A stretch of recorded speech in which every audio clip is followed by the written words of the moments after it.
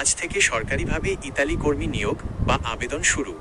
এমন ভিডিও বা খবর দেখে আপনি যদি ভাবেন যে আপনি নিজে সরাসরি কোনো সরকারি পোর্টালে গিয়ে ইতালির ভিসার জন্য এখনই আবেদন করে ফেলতে পারবেন, তবে বিষয়টি একটু স্পষ্ট করা দরকার।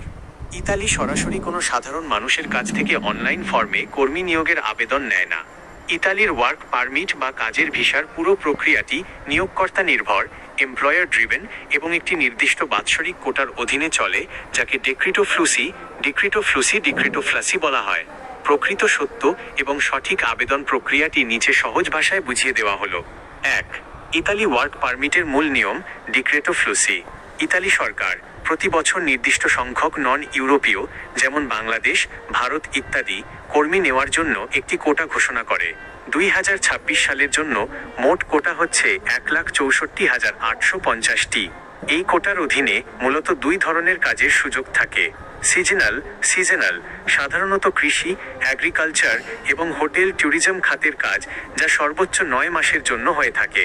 নন সিজনাল কনস্ট্রাকশন, নির্মাণ কাজ, ড্রাইভিং, ম্যানুফ্যাকচারিং বা কেয়ার গিভার, পারিবারিক সেবা খাতের দীর্ঘমেয়াদী কাজ। 2. সঠিক আবেদন প্রক্রিয়া। Step by step. আপনি বাংলাদেশ থেকে নিজে সরাসরি ইতালির ইমিগ্রেশন পোর্টালে আবেদন করতে পারবেন না। আবেদন করতে হবে নিচের ধাপগুলো মেনে। 1. ইতালিয়ান নিয়োগকর্তা, এমপ্লয়ার খুঁজে বের করা। প্রথম ও প্রধান ধাপ, ভিসা পাওয়ার জন্য সবার আগে ইতালিতে একজন বৈধ কোম্পানি মালিক বা নিয়োগকর্তা থাকতে হবে, যিনি আপনাকে চাকরি দিতে রাজি। আপনি বিভিন্ন ইতালিয়ান জব পোর্টাল, পরিচিত মাধ্যম বা এজেন্সির মাধ্যমে চাকরি নিশ্চিত করবেন। 2.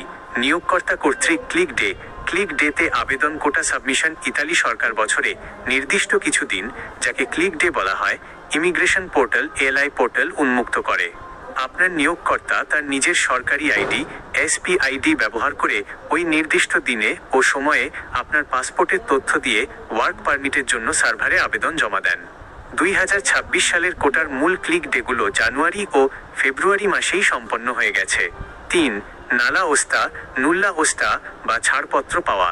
2 থেকে 6 মাস সময় লাগে। আবেদনটি ইতালির স্থানীয় ইমিগ্রেশন অফিস স্পর্টেল্লো ইউনিকো পার ইমিগ্রাজিওনে যাচাই বাছাই করে। সব ঠিক থাকলে একটি অফিসিয়াল কাজের ছাড়পত্র ইস্যু করে, যার নাম নালা ওস্তা। এই নালা ওস্তা পাওয়ার পর নিয়োগকর্তা সেটি আপনাকে বাংলাদেশে পাঠাবেন। 4.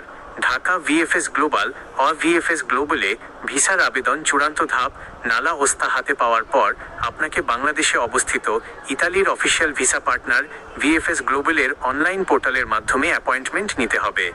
এরপর পাসপোর্ট, নালা ওস্তা এবং প্রয়োজনীয় কাগজপত্র সহ ঢাকায় ইতালিয়ান অ্যাম্বাসিতে টাইপ ওয়ার্ক ভিসার জন্য আবেদন জমা দিতে হবে।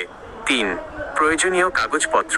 নিয়োগকর্তা নালা ওস্তা পাঠানোর পর যখন আপনার নামে ইতালি থেকে নালা ওস্তা চলে আসবে, তখন জমা দেওয়ার জন্য নিচের কাগজগুলো লাগবে। ন্যূনতম 3 মাস মেয়াদের মূল পাসপোর্ট, ইতালি থেকে পাঠানো মূল নালা ওস্তা, পুনরুক্ত ভিসা অ্যাপ্লিকেশন ফর্ম, চাকরির চুক্তিপত্র, জব কন্ট্রাক্ট, গত 6 মাসের ব্যাংক স্টেটমেন্ট এবং solvency certificate. Travel health insurance ভিসার মেয়াদের ওপর ভিত্তি করে।